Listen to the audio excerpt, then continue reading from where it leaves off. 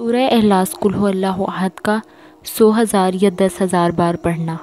رجب کا مہینہ خداوند تبارک و تعالیٰ کا عظیم مہینہ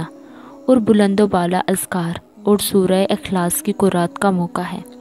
کیا بیدار نہیں ہوتے اور اپنے آپ کی طرف متوجہ نہیں ہوتے اور اپنے بارے میں فکر نہیں کرتے کہ جو یہ توفیق اور تمہیں ملی ہے اس کے مقدمات کتنی سنگین اور پیش قیمت سے مہیا ہوئے ہیں؟ کیا تم نے سنا نہیں کہ خدا پرست افراد ہم سے پہلے یہ کہیں گے کہ ہمارا خدا ایک اور واحد ہے؟ ان لوگوں نے اپنی جان کے لیے کیسے کیسے خطرے مول لیے ہیں۔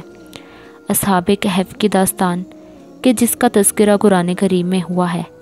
وہ جو انمراد افراد کہ ان پر خدا کی رحمت ہو کس طرح اپنی پوری ہستی مٹا کر خدا کی طرف روانہ ہو گئے۔ ابراہیم خلیل نے اپنے خدا کے لیے کس طرح آگ میں جلنا گوارا کیا،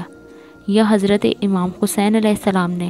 اپنے عزیز ترین افراد اور اپنے خاندان اور اپنے جد کی خاطر کس طرح روز عاشورہ کے سخت اور دشوار حالات کا مقابلہ کیا، جبکہ اس سے پہلے عالم خواب میں آپ نے دیکھا تھا کہ ان کی پیشانی پر سورہ اخلاص لکھا ہوا ہے۔ پس روایت میں لکھے ان ثواب کو زیادہ اور بعید شمار نہ کرو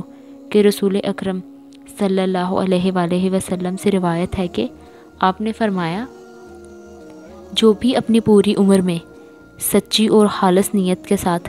ماہ رجب میں 10,000 بار سورہ قل هو اللہ احد پڑھے